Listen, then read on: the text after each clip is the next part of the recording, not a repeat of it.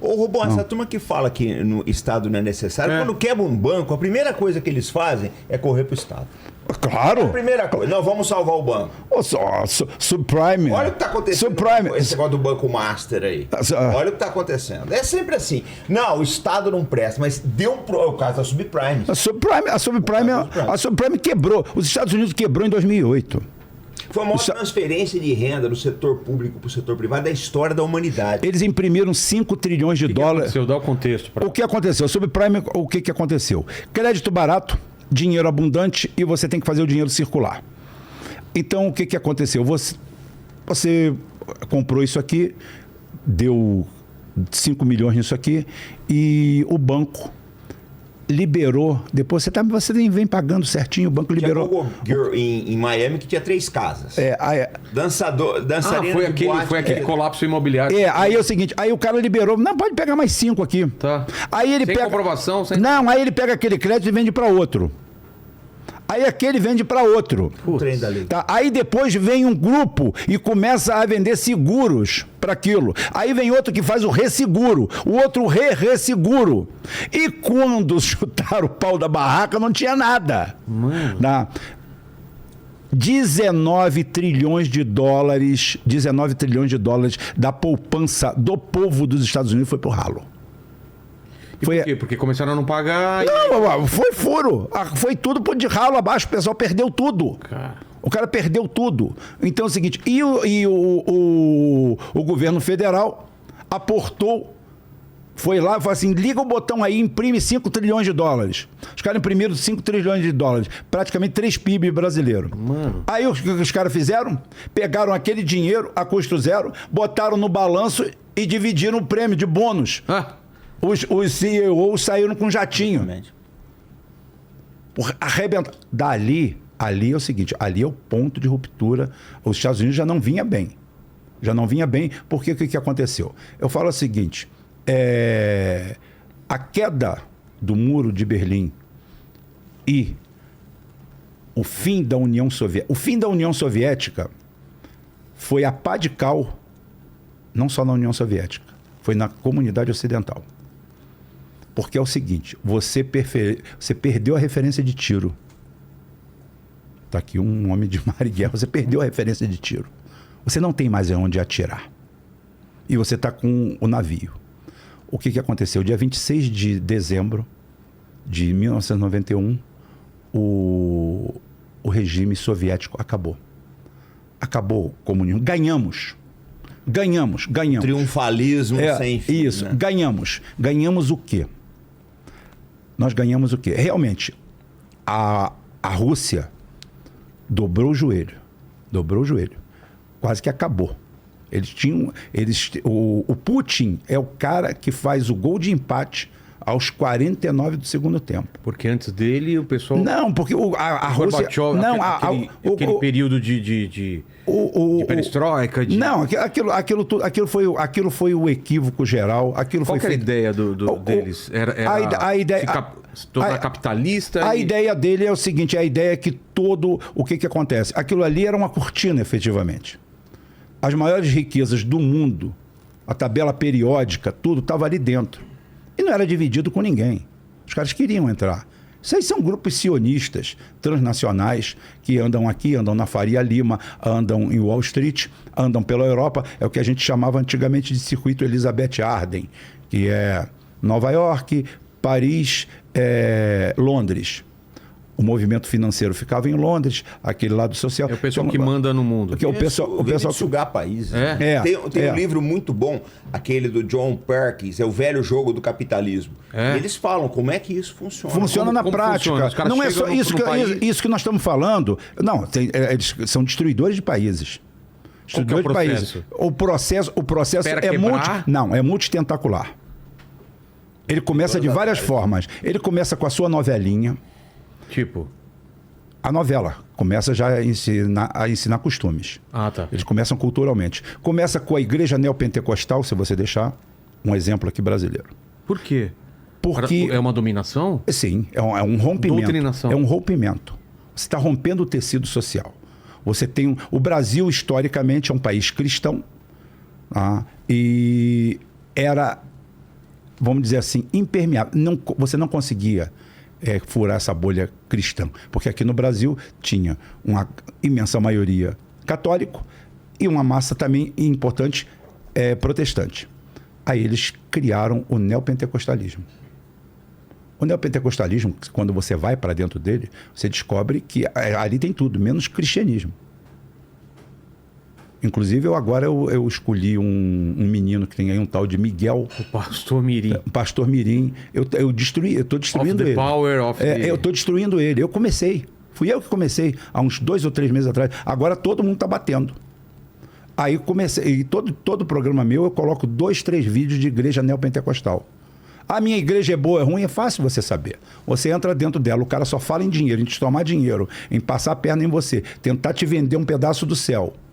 O cara, você pega um bandido igual aquele Silas Malafaia. Você vê o cara chegar para o pobre miserável da igreja dele, pedir 10% do que o cara paga de aluguel para a sementinha da casa própria. Um cara desse tem que ser empalado, cara. Historicamente, um cara desse tem que ser empalado. Então é o seguinte, mas voltando à vaca fria. Isso daí é multitentacular. Tem ataques rápidos, que o pessoal chama de ataque soviético, porque é um ataque rápido, e tem o ataque multitentacular. Um país igual ao Brasil, você não consegue fazer um ataque rápido. Então nós estamos aí, com essa nova república, com tudo isso aí, nós temos neopentecostalismo, nós temos uma imprensa corrupta e vendida, nós temos colunistas vendidos, a opinião vendida. A música virou lixo, acabava de falar aí, não escuto música. Eu escuto música do passado. Não só difícil, aqui, né? Lá fora também tá um lixo, tá uma porcaria. Agora, aqui acabou. Aqui você é o quê? Anitta, Pablo Vittar, Azul Caneta, inclusive outro cinema dia... caiu também. Né? O cinema caiu todo. Então é o seguinte, começa aquela doutrinação, começa aquele processo de doutrinação em que você começa a romper. Porque isso daí é um modelo vencedor que vem de Roma. O melhor jeito de você governar é dividindo.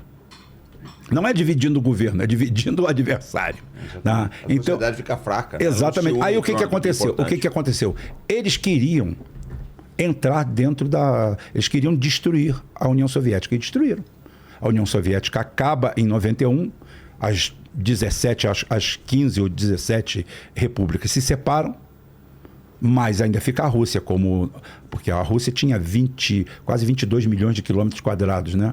E ela passa para 17.100, ainda é o maior país do mundo. Mas perde população, que ela via ser o terceiro país mais populoso do planeta. Inclusive, a Rússia hoje tem problema de gente, de pouca população. Há programas de incentivo à fertilidade, porque a população é pequena. 145 milhões de habitantes, um país que é o dobro do tamanho do Brasil. Tem menos população que Bangladesh, que é do tamanho de Santa Catarina. Enquanto Bangladesh tem gente demais, lá tem de menos. Então esse ataque que foi feito foi para tomar tudo que tem lá. E os números extrapolaram. O cara vivia num apartamento do governo. No dia seguinte, ele não sabia onde ele morava, ele não tinha mais emprego. Imagina o caos. As petrolíferas vendidas a preço de banana. As aciarias. Lembra aquele caso do Khodorkovsky? Isso. Que ele tinha uma fortuna, ele era o homem mais rico da Rússia. 14 bilhões de dólares. Ele comprou, o grupo dele comprou as petrolíferas russas, né? E ele dominava aquilo. Um belo dia, o avião dele pousou em Irkutsk, na Sibéria. As forças especiais entraram lá, ele foi pra cadeia, puxou 10 anos de cana. Na hora que ele saiu, ele tinha uma fração do dinheiro dele. Hoje ele mora na Alemanha, opositor ao Putin. Mas foi assim que o Estado retomou o controle da economia. Por exemplo, a Rússia, em 1999, o número de homicídios na Rússia é em torno de 100 mil. Nossa. Um país com uma população menor do que a nossa. O país estava descambado. Existia um projeto de dividir a Rússia em 17 países. Os Estados Unidos e o pessoal estava tudo na porta, já com a caixa de ferramenta para desmontar as armas nucleares. Iam acabar, extinguir. Os Estados Unidos ia virar a única superpotência do mundo. E o Putin entra... E o Putin é um grande traidor, né? Por quê? É porque ele traiu a causa. Ele era um continuador. Ele lá foram aqueles... Essa turma, ele chegou lá, quem colocou ele foi essa turma, para ele continuar o desmonte. E ele botou pele de cordeiro e aceitou. E foi quando chegou lá, e aí é a pegadinha do malandro. Tem vídeo na internet, aquele vídeo da reunião dos caras. Isso, lá. Coisa de louco. Então é o seguinte, ele chegou lá, o principal Roberto Marinho que botou ele lá, eu esqueci o nome dele. Acho que é o Berezovski, não era? Foi o que morreu... Acho que o Berezovski. O Berezovski. Não era aquele que tinha uma parte de um time aqui no Brasil? Eu sei que tinha, porque morreu vários, tá, Rubão? Morreu Lá o pessoal deu azar pra caramba. Deu azar. Lá o pessoal morre de tudo quanto é jeito. O pessoal lá tem uma tara por pular de prédio que antes de gramar. Exatamente. Tomar veneno, comer comida envenenada. Não, mas lá eles gostam muito de prédio. Fulano pulou do prédio. Esporte nacional. Olha lá mais um pulando de prédio. Lá. Vai ali, olha, pulou fulano. Aí você vê de quebrar o recorde. Aí é o seguinte, hoje a Rússia tem 7 mil homicídios por ano. Caiu em 95% o número de homicídios. Agora, como é que tratou as gangues de Moscou? Moscou é a maior megalópole do mundo. Então é o seguinte, aquilo ali era tudo loteado. Você chegava naquele... no cemitério... Facções, assim? Eram. Lá é máfia. E dominavam áreas... Dominavam tudo. Lá é o seguinte, você chegava naqueles cemitérios, sim, como eles viviam em guerra, tinha cara que tinha Ferrari em cima da sepultura, outro foi enterrado com a Fat Boy, todos eles com uma Harley Davidson, né? Então é o seguinte, tudo aquilo ali.